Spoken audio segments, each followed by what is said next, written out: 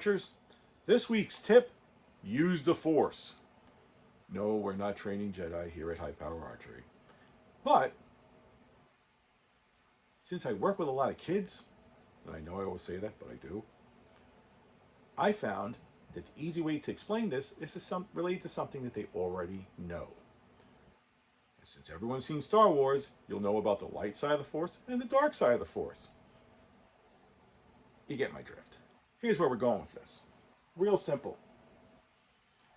When you draw a bow, okay, we always talk about you set, raise, come to anchor, you're here, okay? Now, as I've discussed in a ton of podcasts before, and in some videos, the front half should never move, okay? Now, if the arm is locked out and you're basically pulling with your shoulder, the front half is going to have very little to no movement. However, what I see people doing a lot is this. Because they either don't lock out their arm and they shoot with a bent elbow. Don't get me started on that one. You really don't want to go there with me. To each his own, but to each his own problems too. And this is why they sometimes run into this issue.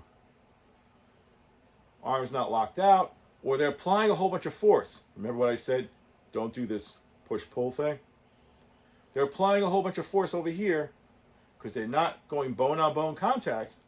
What will happen is they're going to get a lot of derived pressure on here, right on the hand part.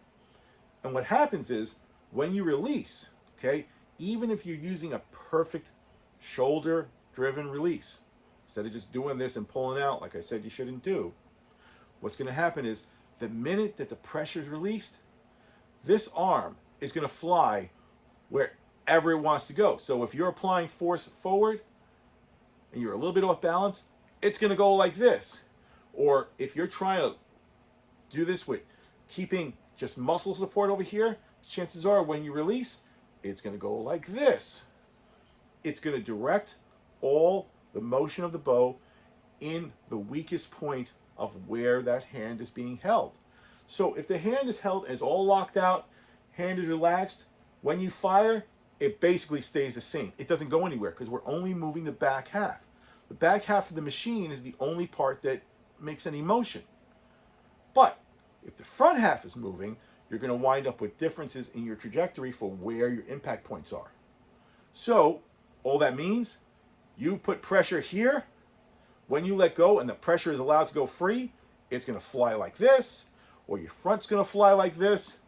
But if you're locked out, bone-on-bone contact, all relaxed, when it fires and the string goes forward, it just travels almost like it's on a rail and it goes out.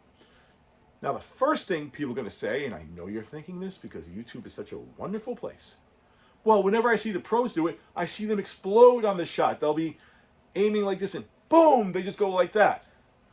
Okay, cool. But what did I say in a lot of other podcasts before? You can't copy someone else's form. In particular, watching what some of the pros do. See, they're pros because they can repeat the same thing every single time. The problem is they've been doing it for years. So when they have that explosion, if you were to record them and overlay it every time, it's probably almost identical every single time. But when you're just letting it go randomly, what's going to happen is you're going to get random results. They can repeat it shot after shot because they're doing that all the time. They've been doing it for years. Now, previously I said also that if you're trying to do something with so much force, meaning you're doing this, you can only do it so many times before it starts to break down. So what will happen is you can be pulling like you want to pull this thing completely off the cams. Well, that strength only lasts so long, and then before you know it, you're pulling a little lighter and a little lighter and a little lighter. You start to get arrow creep when it's going forward, and you lose accuracy. So it's always important. Draw, anchor, make sure everything is locked out. Bone-on-bone contact is the best. When you release, there's no implied pressure because we don't want any derived movement. So implied pressure equals derived movement. So if we don't put any pressure with just pulling against this, like a lever, it'll go straight. And that'll solve a lot of your problems. So give it a try. Let us know what you think. But like I always say, it's up to you, the archer, to try it for yourself. I can demonstrate a lot of things to you, but unless you try it, it's never going to click and it's never go off. We'll be back with more tips real soon. Thanks for watching.